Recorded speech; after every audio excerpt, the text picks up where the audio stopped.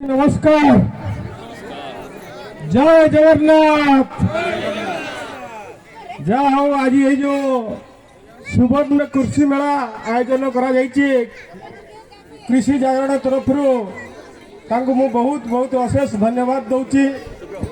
कहीं ये गोटे ग्रामांचल ग्रामांचल भितर गोटे एत बड़ प्रोग्राम करवा बहुत कष्टदायक, तथापि से टीम माध्यम आज गोटे आयोजन कर बहुत बहुत धन्यवाद दूची। और ता सहित आसी समस्त बागड़िया पंचायत और मयूरभंज जिलार भाई भौणी चाषी भाई माने भौणी माने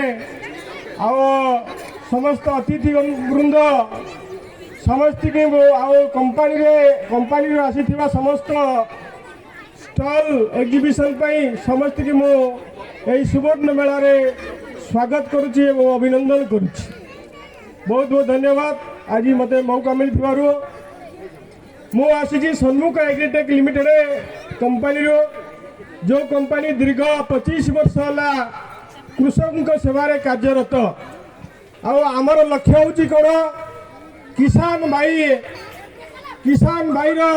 आर्थिक स्थिति को मजबूत करवा एवं ताको सशक्तिकरण बनैबा, किसान भाई को सबुठारु उपयुक्त उत्पाद दे तांकर अमल को बढ़ाई तांकर आर्थिक स्थिति को मजबूत करवा। सेतिपाई आमर कंपानी गवेषणा करी अनेक उत्कृष्ट उत्पाद बाहर करिछि, जहाँ आपण जो रासायनिक सार देकरी निजर जमी की खेती करुछंती बंजर बनाउछंती। ता सहित जो जमी रे अधिक अमल हवा कथा अमल कमी आसुची विषाक्त औषध पकई जहाँ जो मैंने से विषाक्त औषध द्वारा पनीपरिया खाऊंट विभिन्न प्रकार रोग हो मुक्ति मिलवाई अल्प खर्च जैविक प्रणाली चाष जैविक पदार्थ उत्पाद करी पूरा आप किसान भाई खुशी रे सहित अमल अधिक रमी सुरक्षित रही उपलक्षे आपण जो डीएपी पोटास दौरान ता बदल आमर जैविक डीएपी पोटास अच्छी।